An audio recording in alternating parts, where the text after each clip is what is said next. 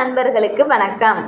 மிதுன ராசி அன்பர்களே, நீங்கள் தன்மானம் மிக்கவர்கள், சொன்ன சொல்லை காப்பாற்றுபவர்கள், நீதிமான்கள் மற்றும் தொடர் முயற்சியால் முன்னேற்றம் காணக்கூடியவர்கள். புத்திசாலித்தனம் மற்றும் கற்பனை திறன் உங்களிடம் நிறைந்திருக்கும்.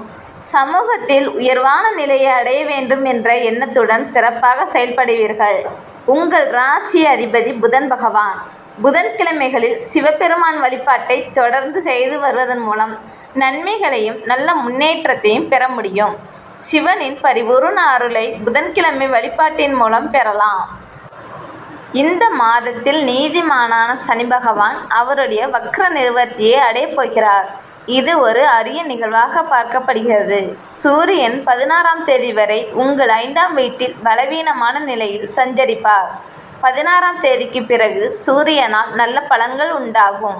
புதன் 21ஆம் தேதி வரை 6ஆம் வீட்டிலும் அதன் பிறகு 5ஆம் வீட்டிலும் சஞ்சரிக்கிறார். மாதத்தின் பெரும்பகுதி புதன் உங்களுக்கு நல்ல பலன்களை தரக்கூடிய வகையில் அமைந்திருக்கிறார். தொழில் வியாபாரத்தில் நல்ல முன்னேற்றத்தை ஏற்படுத்தக்கூடிய வகையில் அமர்ந்திருக்கிறார் குரு பகவான்.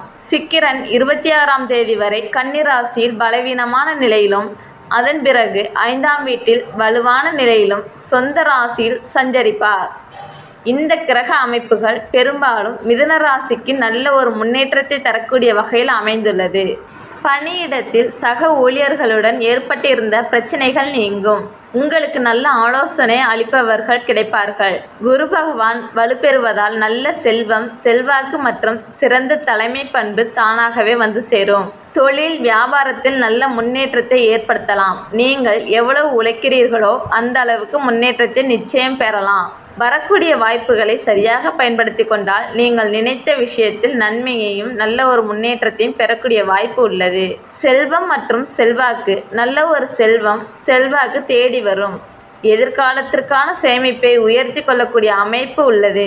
கடன் பிரச்சனைகளிலிருந்து விடுபடக்கூடிய வாய்ப்பு உருவாகும். எதிர்பார்த்த உதவி தக்க சமயத்தில் உண்டாகும். பொதுவாக உங்கள் மனநிலை எப்போதும் ஒரே மாதிரியாக இருக்காது. அடிக்கடி மாறுபட்ட தன்மை கொண்டிருக்கும். நீங்கள் மற்றவர்களுடைய வாழ்வில் அவர்களுக்கு ஆலோசனை கூறக்கூடிய இடத்திலும் மற்றவர்களை வழிநடத்தக்கூடிய திறமை வாய்ந்தவர்களாகவும் இருப்பீர்கள். சரியான திட்டமிடல் இருந்தால் பல விதத்திலும் நீங்கள் வெற்றியை சுவைக்கலாம். இந்த மாதம் முதல் இனி வரக்கூடிய காலங்களில் எல்லாமே உங்களுக்கு சாதகமான பலன்களை முழுமையாக எதிர்பார்க்கலாம். கவனிக்க வேண்டிய விஷயங்கள்.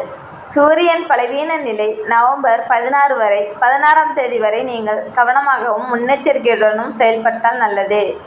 சுக்கிரன் பலவீன நிலை நவம்பர் 26 வரை. இந்த காலகட்டத்தில் சில நல்ல பலன்களும் கிடைக்கும் என்றாலும் 26 தேதி வரை நீங்கள் கவனமாக இருப்பது அவசியம். கணவன் மனைவி கலத்திர விஷயத்தில் திருமண உறவில் மட்டும் நீங்கள் கொஞ்சம் அனுசரித்து செல்வது நல்லது. செய்ய வேண்டிய வழிபாடு மற்றும் பரிகாரம். சிவபெருமான் வழிபாடு. புதன்கிழமைகளில் சிவபெருமான் வழிபாட்டை தொடர்ந்து செய்து வாருங்கள்.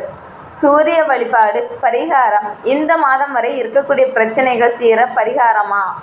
சூரிய உதயத்திற்கு முன்னாடி எழுந்து குளித்து முடித்துவிட்டு குங்குமம் கலந்த நீரை சூரிய பகவானுக்கு சமர்ப்பணம் செய்வதன் மூலம் நல்ல பலன்களை பெறலாம்.